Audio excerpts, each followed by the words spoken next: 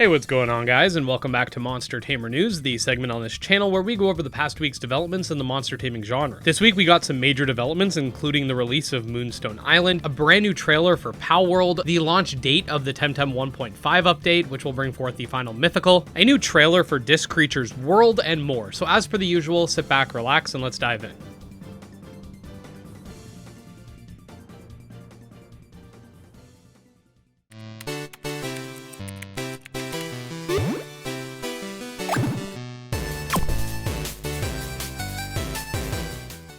Okay, so first things first, we recently got the release of Moonstone Island, a monster taming and social sim game that I've been playing extensively over the last few days. I've already put out my review for the game and do have some other guide videos planned, but what I will quickly say here is that I had a lot of fun playing it, and seriously, if you are a fan of monster taming games, even if you're not really into social sims or these more laid-back styled games, the game really does let you do what you want and allows you to take things at your own pace, whatever that pace may be, whether it be slow or fast. It's currently available on Steam for 18 USD, and honestly, for that price, it's a steal. If you want to learn more about the game, definitely check out the review linked below, and stay tuned for more guides. Next up, we do have the release date of Paleo Pines coming up on the 26th of September, which I did play the demo for, and while I was able to find a lot of fun with Moonstone Island based on just my personal preferences for video games, Paleo Pines just doesn't have enough with it that's up my alley. But if you're into farming and crafting and social sims and stuff like that don't really have any sort of combat application, definitely consider checking it out. I will leave the Steam page linked below. The game looks good and it feels good. It's just not my type of game. It sort of reminds me of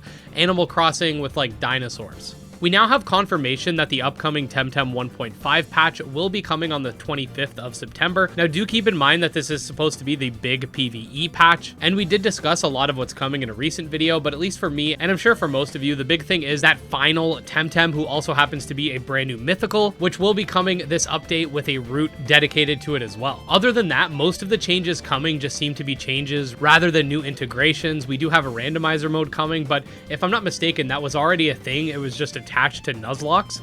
Now it's going to be kind of its own separate category, so you don't have to worry about permadeath, and we do have some changes coming to raids and stuff like that. I will be covering the new mythical and route and all that when it goes live, so definitely make sure to stay tuned so you get updated when the video comes out. Next up, we got a new trailer for Powerworld that was present at the Tokyo Game Show. This trailer showcased a few things, including what I think might be evolutions for some of the pals, which is a mechanic I wasn't even sure was going to be in the game, and still might not be, but we do have at least two creatures that look like they could be evolutions. We got to look at character customization, which seems to be quite extensive. The trailer shows us more of the multiplayer mechanics and the overworld possibilities, then finishes off with the faction leaders, which seem to be the game's gym leader equivalent.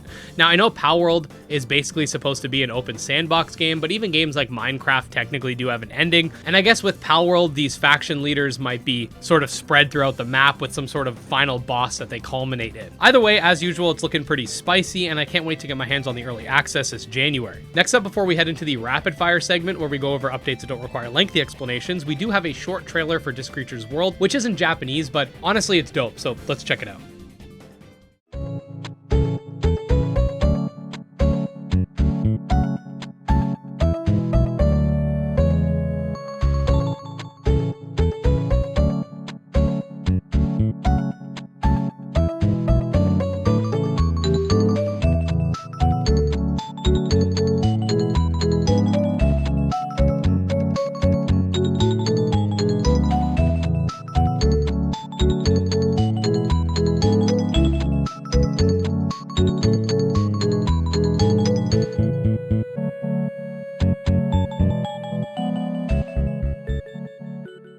I swear the Disc Creatures theme has been stuck in my head ever since 2022.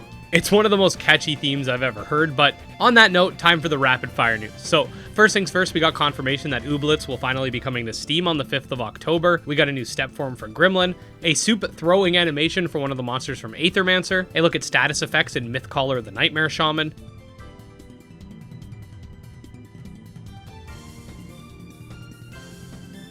a teaser for the card game mechanic in Anode Heart, and finally, last but not least, a look at the parry mechanic for Elements.